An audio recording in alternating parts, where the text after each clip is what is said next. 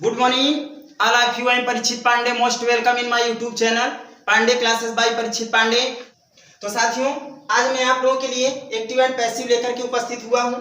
पिछली क्लास में मैंने आप लोगों को पार्ट 3 तक मैंने आप लोगों को पढ़ा दिया। पांडे क्लासेज को ज्वाइन करने के लिए हमारे YouTube channel Pandey classes by Parikshit Pandey को सब्सक्राइब करें। ज्यादा आप नहीं करवा रहे हैं, तो मैंने आप लोगों को बताया था कि मैं कॉपी के माध्यम से आप लोगों तक एग्जाम्पल्स ज़्यादा से ज़्यादा मैं शेयर कर दूंगा। यहाँ पे पूर्णतया संभव नहीं हो पाता है, इसकी वजह से ज़्यादा से ज़्यादा एग्जाम्पल्स नहीं करवाए जा सकते। तो बच्चों चलते हैं प्रेजेंट परफेक्ट टेंस पे। पिछली क्लास में मैंने आपको पढ़ाया था प्रेजेंट कॉन्टिन्यूअस टेंस। तो प्रेजेंट परफेक्ट क्या होता है? टेंस से तो परिचित हैं, लेकिन इसके नियम से तो ध्यान दीजिए।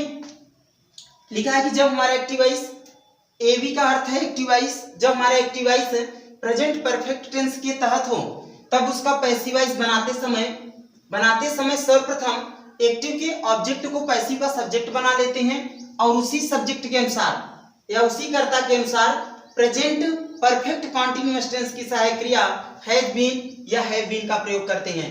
फिर क्या, वर्ब की थर्ड फॉर्म लगाते हैं और बचे हुए वर्ड को लिखने के बाद अंत में लास्ट में एक्टिव के सब्जेक्ट को पैसिव के ऑब्जेक्ट में बदल करके प्रीपोजिशन बाई के बाद लिख देते हैं।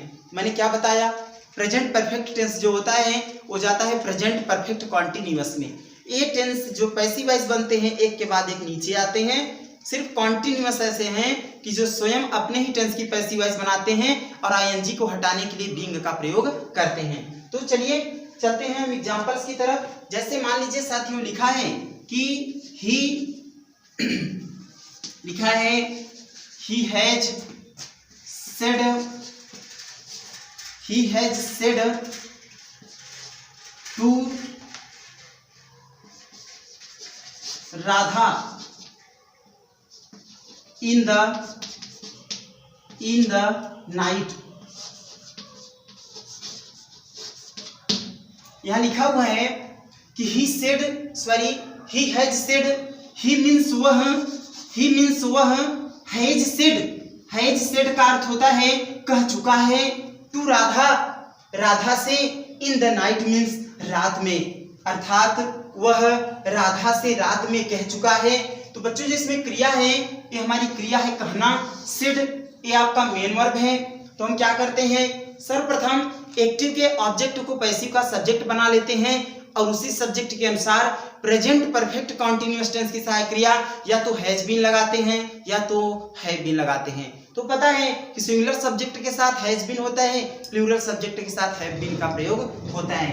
तो देखिए क्या होता है, यहाँ क्या करेंगे, सर्वप्रथम एक्टिव के ऑब्जेक्ट, यहाँ ऑब्जेक्ट कौन है, एक तो है राधा, एक आपका जो कंप्लीमेंट बचता है इन द नाइट, ठीक है। तो इसमें से सर्वप्रथम हम राधा को एक पैसिव का सब्जेक्ट बना लेते हैं। ये हो गया राधा। ये हैज जो है प्रेजेंट परफेक्ट टेंस की सहायक क्रिया है। प्रेजेंट परफेक्ट जाता है प्रेजेंट परफेक्ट कॉन्टिन्यूअस में, राधा सिंगुलर नंबर है इसलिए आपका लग जाएगा हैज बीन। क्या हो जाएगा?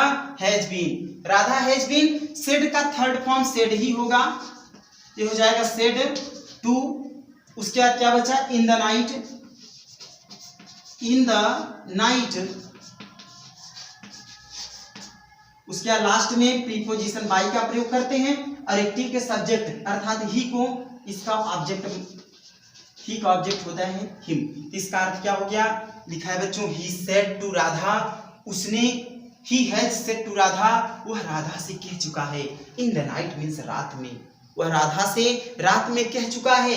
मैं आगे की वर्ड नहीं प्रोड्यूस किया हूं, कुछ भी वर्ड हो सकता है, ठीक है। तो इसका जो आपने पैसिव वॉइस बनाया ये हो गया Radha has been said to in the night. इसमें टू राधा को भी ऑब्जेक्ट आप बना सकते थे या तो इन द नाइट को भी पैसिव का सब्जेक्ट बना सकते थे, ठीक है। चलते हैं अगले एग्जांपल की तरफ। जैसे मान लो लिखा है कि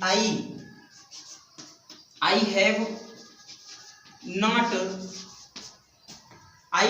नॉट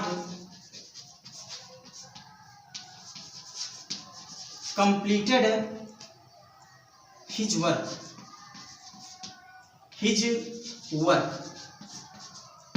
तो बच्चों यहां लिखा है I have not completed his work. I means मैंने, हैव नॉट कंप्लीटेड पूरा नहीं किया है, हिज मीन्स उसका, अपना नहीं बेटा, उसका, वर्क मीन्स कार्य, तो इसका अर्थ हो जाएगा कि मैंने उसका कार्य हैव नॉट कंप्लीटेड पूरा नहीं किया है, मैंने उसका कार्य पूरा नहीं किया है। तो क्या करेंगे, सर्वप्रथम एक्टिव के ऑब्जेक्ट को पैसिव का सब्जेक्ट बनाते हैं। यहाँ लिखा है हिज वर्क, तो सबसे पहले इधर आपका आ जाएगा क्या, हिज वर्क, ठीक है। ये पैसिव का क्या बन गया, सब्जेक्ट। अब इसी सब्जेक्ट के अनुसार प्रेजेंट परफेक्ट कॉन्टिन्यूअस टेंस की सहायक क्रिया या तो हैज बीन आएगी या तो हैव बीन, लेकिन कर्ता जो है सिंगुलर है इसलिए आपका आएगा क्या, हैज बीन। लेकिन हैज और बीन के बीच में क्या रहेगा, नॉट, क्योंकि ये सेंटेंस निगेटिव है, तो has not been. Main verb की थर्ड फॉर्म कंप्लीटेड, कुछ बचा नहीं है। एट लास्ट में प्रीपोजिशन बाई का प्रयोग करके एक्टिव के सब्जेक्ट को पैसिव के ऑब्जेक्ट में बदल करके क्या करते हैं, लिख देते हैं। ये हो जाएगा his work has not been completed by me, ठीक है। नेक्स्ट एग्जांपल की तरफ चलते हैं। जैसे मान लो लिखा हुआ है कि हैव यू नॉट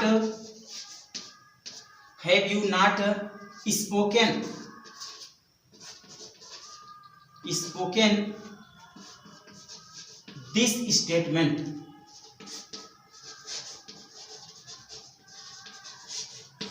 तो क्वेश्चन मार्क बच्चों यहाँ लिखा है कि हैव यू, क्या तुम, नॉट स्पोकन नहीं बोले हो, दिस मीन्स इस, स्टेटमेंट मीन्स कथन को, क्या तुम इस कथन को नहीं कहे हो या क्या तुम इस कथन को नहीं बोले हो।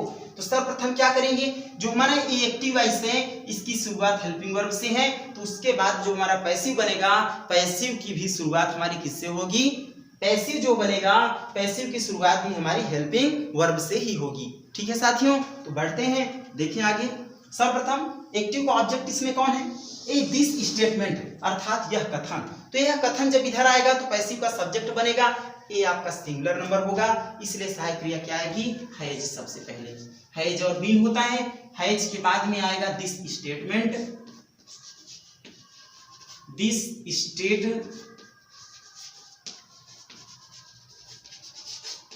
हैज दिस स्टेटमेंट, निगेटिव है इसलिए नॉट बीच में रहेगा, नॉट बीन। उसके बाद वर्ब की थर्ड फॉर्म स्पोकन,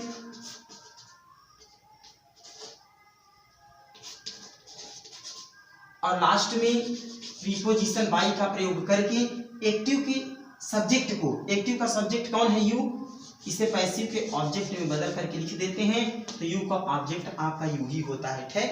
तो ये हो जाएगा has this statement not been spoken by you, ठीक है साथियों।